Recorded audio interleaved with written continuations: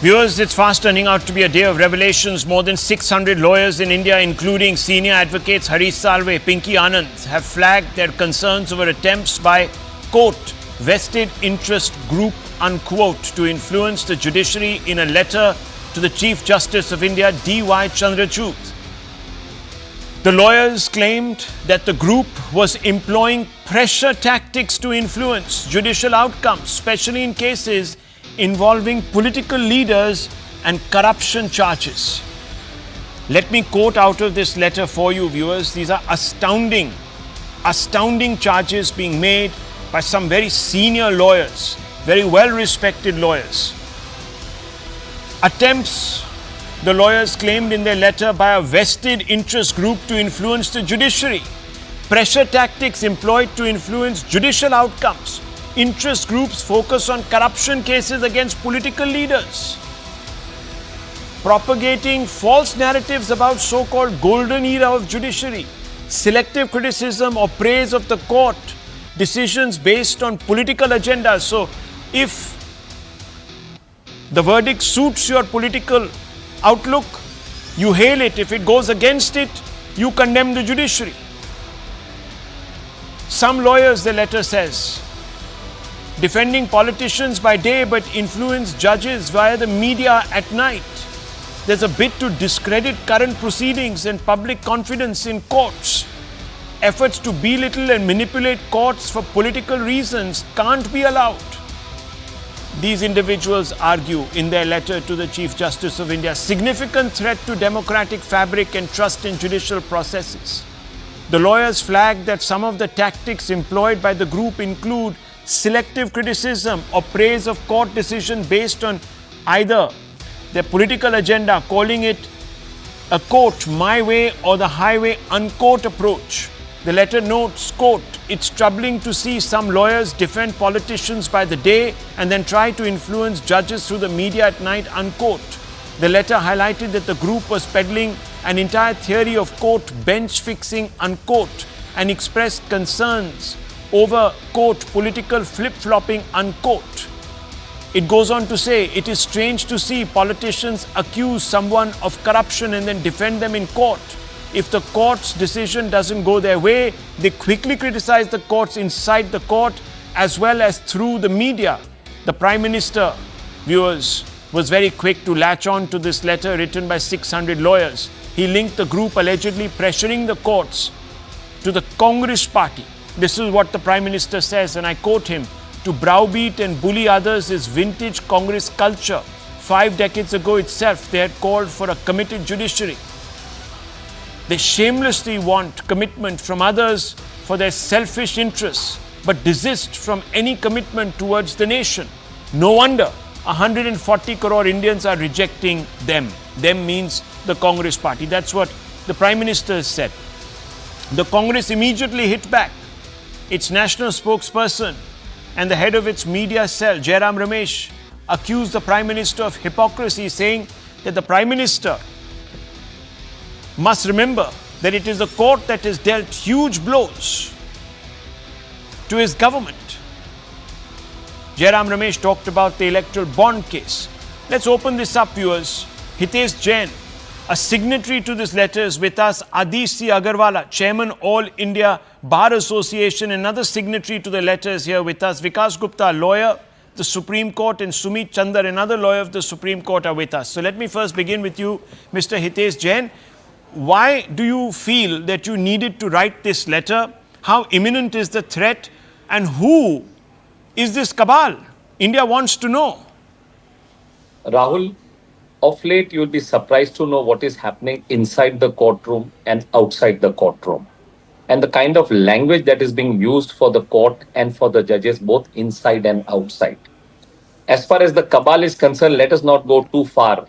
You are aware recently that for a politician, when you ask for a special relief from the court, and when the judge is not inclined to grant you merely because you have a political status, a cabal or the lawyer who's representing that politician reminds the judge about a golden period, a so-called golden period.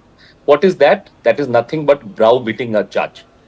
Outside the court, on the social media handles, there is a barrage of army who is sitting and trying to criticize Indian judiciary, and they are trying to compare it with Pakistan and China. They are also name calling a particular judge. If they are not getting the relief, they suddenly start calling the name calling of the judges starts. See, as a lawyer, it is concerning because we win some cases, we lose some cases. But then to start blaming the judicial system, the judiciary, and the judges is something like you are trying to attack the very institution itself. We win and lose on the basis of the facts in front of us, not on the basis of any other motivations which they are trying to allege. Unfortunately, on the eve of the election, it happened during the 2018-2019 period also. And it looks like that's the same playbook which is being applied now. You start attacking the judiciary, you start criticizing the judiciary, and then you expect the international media also then to start challenging the very institution. And now let me deal with the comment of Jairam Ramesh that he feels that we are concerned about the bonds and all. If that is the case, then why is the lobby reminding the judge that this will not be called a golden period, and why they are browbeating and why they are giving an interviews or name calling the judges? So the fact is, if you give the relief in our favor, the judiciary is fair and independent. If the relief is not what we want or the desired outcome is not what we want, then the judiciary is biased and it is compromised. That is the narrative which is being spread. According to me, this is a very dangerous narrative. I mean, Okay. as I mentioned to you, we win some cases and we lose some cases. Mr. Gupta, is there an attempt to browbeat the judiciary as claimed by Mr. Jain? Number one. Number two, should we be weaponizing verdicts? Number three, most importantly, sir, how can you say that the judiciary is being controlled, etc., etc.? Many people have even said that it has lost its moral core when it pronounces critical judgments that go against the government of the day. Rahul, if you can have a list of 800 names, 600 names, sorry, who have written this letter, then they should also spell out few names for whom against they're talking about. Is it only few lawyers or a large community of lawyers or public at large? Whether they criticize the judiciary or not, I think that is important. Most important is that the interested parties in this whole, if they are the ones who are criticizing, that is a separate issue. What, since the legislature and executive today is overlapping, you have a majority in the parliament and the executive. So judiciary is to be more vigilant. I think that is more important. What the public at large wants is a vigilant judiciary, so that what the government has let loose the investigating agencies on the opposition leaders or opposition parties. I think that what needs to be seen and administered by the judiciary. Do you What think that the in judiciary is not doing a good job? Rahul, let me just complete 10 seconds. Yeah. In the second half of UPA government, judiciary was proactive in handling the investigating agencies, taking suo moto action against the corrupt leaders. Now, what has happened today, once you've let loose the investigating agencies on the opposition leaders, what is expected of judiciary is to be for them to be more vigilant, so that the investigative agency don't have a field day. I think that is important, what needs to be seen. Yeah, but let me ask you a counter question. Do you believe that that's not happening, that the judiciary is not being vigilant? Don't forget that the ED's powers... Rahul, I have never said that. To be critical of any judgment, that's the right of every individual in this country. Now, to criticize the judge per se, I think that is wrong. Criticizing a particular judgment or having a different viewpoint on a particular judgment is absolutely perfect in democracy. Let me bring in Mr. Agarwala. Mr. Agarwala, let me ask you this question because it's important. And I began by asking, name these people, out them. You've written, a letter. You've named yourself, identified yourself. Mr. Gupta says, look, you can't have this sort of, shadow sort of attack from the shadows. Name the people. See, everybody is fully aware. Mr. Kapil Sibal, when he directly came for bail, he should know the law of the land. He has not practiced in lower court. He should know that the bail application can be moved only in the lower court, not in the Supreme Court. Supreme Court pointed out that we can't give you bail from Supreme Court. but he says, no, you decide. Because what he thinks, because all the judges presently who are in Supreme Court, they were appointed during Congress regime. So they feel that whatever order they want, the judges are supposed to give. That should not be, they should not expect this thing. Judges are independent, they are working as per law, they go by facts and law. So that's why these people who were in power, they think that these judges should act whatever they say. This can't be tolerated. That's why lawyers pointed out to Honorable CJI that this practice is not good and judiciary should not come under their control. Okay. Let me bring in the other Supreme Court lawyer here on the show, Mr. Chandar. Mr. Chandar, the name has been taken, and that person also happens to be an active politician. There is also, of course, a worry about political flip-flopping, underhand tactics and false information. Some elements are trying to influence who the judges are in their cases and spread lies on social media to put pressure on the judges. There's also this charge about bench fixing that you may be aware of that has come up repeatedly.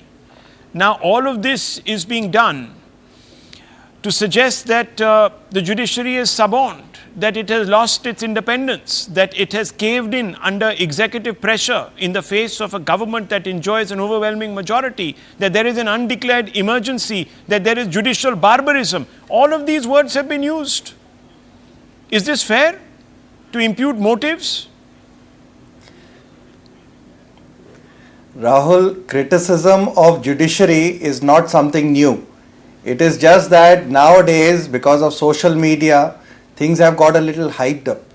But let me tell you this, judiciary criticism, judiciary in fact has never been immune from criticism. But when the criticism is based on some distorted facts or some gross misrepresentation of material averments, only to intentionally lower the dignity and respect of this court, then the courts must take cognizance of it. So let me ask you, Mr. Chandra, this is very important. You made a very important point, and let me be very specific. There was a justice of the High Court who resigned his post and has now become a BJP politician and has got a ticket to contest an election out of Bengal. Now, what was said? The moment he did so, it was said about him that perhaps all the judgments that he has so far issued in his career perhaps were in favor of the BJP. Now, it is not the first time that a judge has resigned or retired or taken voluntary retirement or what have you and become a politician in the ensuing days. This has gone back even into the 80s and some very notable figures did it. Do you think this is not an attempt to browbeat? Yes, Rahul. To undermine the confidence? Rahul, that's a very dangerous domain. Very dangerous domain that you're entering into. Why? Now, when you talk about judges post-retirement joining a certain political party, it's a very personal issue. But while you're at the bench, when you're on that chair, there is a respect for that chair. When the decisions you take sitting on the chair, you're doing that as a totally independent, unbiased judge. That is the respect for the chair. That is a constitutional post. But political parties, that cannot be undermined at other any lawyers cost. who appear, who are allied to political parties, have been going out there and making these insinuations. Are these fair? And is this not an attempt, therefore, to browbeat? I'm coming to that. Yes. I'm coming to that. Like I said, see, criticism of judiciary has been there from ages ago. It is not something new. But those criticisms cannot in any manner, in fact, they do not, I can say that with confidence, with my experience, that they do not influence the judge. When a judge, he is passing a judgment, he is seeing the facts on record. He is not going by what the media has said or what has come by some lawyer's statement in media. It is going purely on the basis of the facts before him. That is why if you see the statue of the Lady of Law, Goddess Justitia, she has a blindfold. That blindfold signifies it does not matter who's standing before him, what has been said, ignoring everything. What remains before the judge is only the facts before him on record. So those criticisms, the judges, the judiciary is immune to those criticisms. They are immune. In but fact, should that they is why be you made? see it is very should easy. they be made in this personal way? I remember after the Ayodhya judgment, a large number of people wrote editorials in a newspaper that I was at that time writing for, the Times of India, and this word judicial barbarism was used. Motives were imputed on the bench, as you know, because people said that majoritarian instincts had gripped the judges. That goes against what you are saying. See, the Chief Justice, yes, no, but Rahul, keep that in mind. Even the Chief Justice of India, in one of his lectures outside, he had said that, ill-informed and agenda-driven debates or issues involving justice delivery are proving to be detrimental to the health of democracy. Now, the only thing that CJI said that it is best for the media itself, it is for the people to self-regulate and measure their words. That's not happening. Overstep and why is that not happening, interference. Mr. Jain? It's not happening because you claim it will not happen because there's an agenda. That's what you're claiming. If it is criticism, that's all right. We can always criticize a judgment and nobody is going to make any issue about the criticism. But here what you are doing, for example, a specific judge where reliefs have not been granted because the judge is holding a particular view, you suddenly start demonizing that judge. You start imputing the motive that so and so will always give pro-government judgment. Moment an Ayodhya judgment comes, motives are attributed. Moment judgment on Article 370 comes, motives are attributed. So idea is when you start attributing the motive, you create the confusion in the minds of the public. Well, there is more confusion happening. Breaking news coming in. 1 second, Mr. Jain, you could react to this also. Congress President Mr. Mallikarjun Kharge has attacked the Prime Minister, saying you conveniently forget that 4 senior-most Supreme Court judges were forced to hold an unprecedented press conference and warn against, quote, destruction of democracy, unquote, that happened under your regime. One of the judges was nominated by your government to the Rajya Sabha. So, who wants a committed judiciary? You forget that your party has fielded a former High Court judge in West Bengal for the current Lok Sabha elections. Why was this candidature bestowed on him? Who brought the National Judicial Appointment Commission, NJAC? Why was it struck down by the Honorable Supreme Court? Modi ji, institution after institution is being bullied by you into submission. So stop pinning the blame on the Congress party for your own sins. You have mastered the art of manipulating democracy and hurting the constitution. Mr. Jain, quick response to that. I will tell you what is manipulating the judiciary and trying to answer for a committed judiciary. Committed judiciary is when the judges are not giving the judgment which are in your favor, you try to supersede those judges. When you want to appoint your own nominees to give the judgments in your favor, that supersession, what happened during the emergency, was an example of committed judiciary. And when did the Supreme Court come with this judgment on the basic structure? Supreme Court was so afraid of the kind of power that was exercised by the Congress government, where the Supreme Court had to come with a theory of a basic structure. It was during the Congress regime. That is the answer. And we are all aware that if Congress is committed to the rule of law, the habeas corpus case, the Congress had argued that during the emergency, even your fundamental rights Well, viewers, I don't intend to make this political, but the fact is, if any of these allegations are true, we must be forewarned. We must be forewarned, and perhaps this letter is serving that purpose. I don't know, viewers. It'll be interesting to hear from the Chief Justice of India. Maybe he might issue a statement